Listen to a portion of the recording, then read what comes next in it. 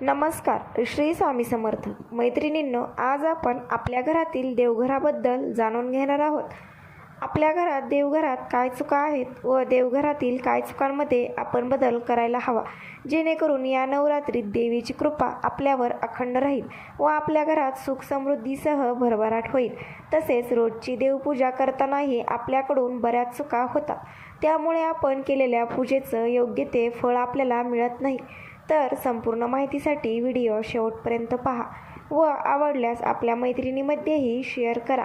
देवपूजा ही देवाची पूजा असली तरी त्यात मन एकाग्र व्हावे यासाठी तो उपचार असतो. धूप, दीप, अगरबत्ती, गंध, अक्षता, पंचामृत, स्नान अर्पण करून देवाला फुलं वाहीपर्यंत मनाला देवपूजेत गुंतवून ठेवणे हा त्यामागचा हेतू असतो. मनात विचारांचे थैमान शांत व्हावे म्हणून स्तोत्रपठणाची किंवा श्रावणाची जोड दिली जाते. अशा तऱ्हेने देवपूजा केली तरच देवपूजेचे फळ मिळते, घरात सुख समृद्धी नांदते. त्यासाठी 10 महत्त्वाचे नियम जाणून घेऊयात. देवपूजा ही सकारात्मक ऊर्जा देणारी असते. ही ऊर्जा अधिक कार्यान्वित व्हावी म्हणून देव्हारा ईशान्य किंवा पूर्व दिशेला असावा. जर शक्य नसेल तर उत्तर दिशेला असावा. या व्यतिरिक्त देव्हाराची दिशा नाही ना ते तपासून घ्या आणि आवश्यक बदल करा. देवपूजा करताना नेहमी आसन घ्यावे. देवघर शक्यतो जमिनीवर असावे. जागेअभावी भिंतीवर लावले असेल तर उभ्याने पूजा करतानाही पायाखाली आसन घ्यावे, अन्यथा तुमचे कमावलेले पुण्य वाया जाते. देवाला वाहत असलेले हळदी कुंकू आणि अक्षता वेगळ्या ठेवाव्यात आणि आपण स्वतःला लावून घेतो किंवा औक्षणासाठी वापरतो ते हळद कुंकू वेगळे ठेवावे. अक्षता अखंड असाव्यात, अर्थात तांदुळाच्या कण्या अक्षता म्हणून वापरू नयेत. तसेच कोरड्या कपाळाने देवपूजा न करता कपाळावर गंध कुंकू लावून मगच पूजेस बसावे. देवाला स्नान घालताना कलशातून पंचपात्रात पाणी घ्यावे आणि दोन्हीमध्ये तुळशीचे पान घालावे. पळीने पाणी घालत देवतांना स्नान घालावे. पंचामृताने किंवा दुधाने थेंब थेंब वाहत पुन्हा स्वच्छ पाण्याने स्नान घालून देव पुसून मग देव्हाऱ्यात ठेवावेत. पूजेची भांडे तांबे, पितळ, चांदी किंवा पंचधातूची असावीत, पण काचेची, स्टीलची, ॲल्युमिनियमची वापरू नयेत. शोभिवंत उपकरणे वापरण्यापेक्षा टिकाऊ उपकरणे वापरणे योग्य ठरते. तसेच धातूची भांडी वेळोवेळी स्वच्छ करून ठेवणे सोपे जाते. देवासमोर लावला जाणारा दिवा किंवा समई स्वच्छ ठेवत जा. त्यात काजळी धरणार नाही याची काळजी घ्या. वेळोवेळी वात बदलून घ्या. तेल, तूप शुद्ध प्रतीचे वापरा. एकाच काडीने तेल आणि तुपाचा दिवा लावू नका. देव्हाऱ्यात मेणबत्तीचा वापर करू नका. सकाळी तुपाचे निरांजन आणि संध्याकाळी तेलाची समई लावा. दोन्ही दिवे एकाच वेळी लावायचे असले तरी दिव्याने दिवा लावू नका. स्वतंत्र काडीचा वापर करा.